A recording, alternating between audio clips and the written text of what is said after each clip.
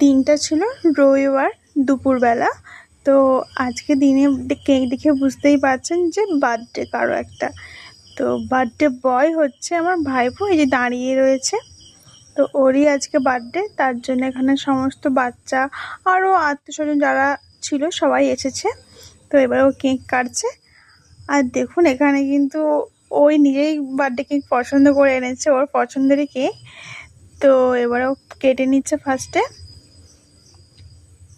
ওকে তো আমি বারবার বলছি মুখটা একটু তুলে দেখ সবাইকে অন্তত, কিন্তু বেচারি লজ্জা পেয়ে গিয়েছে। তো যাই হোক,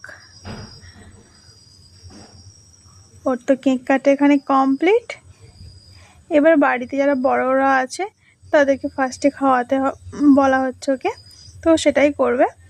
তো এবার সবার ফার্স্টে ওর মা আর বাবাকে খাইয়ে দেবে। তো কাকে খাওয়াবে বুঝতেই পারছে না, এদিক ওদিক করে দেখছে। তারপর বলার পর এবারে কেক খাওয়ানো শুরু করছে।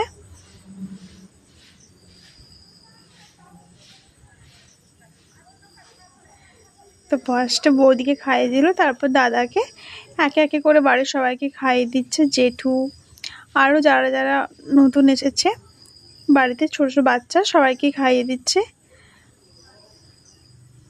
তো এবার এখানে মেন কোর্সে দুপুরে বসে পড়েছে।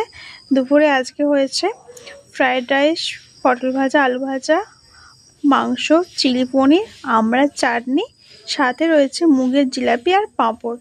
তো কেমন দুপুরে খাওয়ার মেনুটা হয়েছে আপনারা কিন্তু কমেন্ট করে জানাবেন।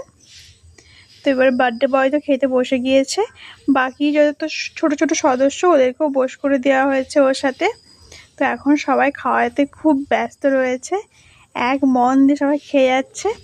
আর ওরা তো দেখে একটু লজ্জায় পেয়ে যাচ্ছে। তো যাই হোক, কেমন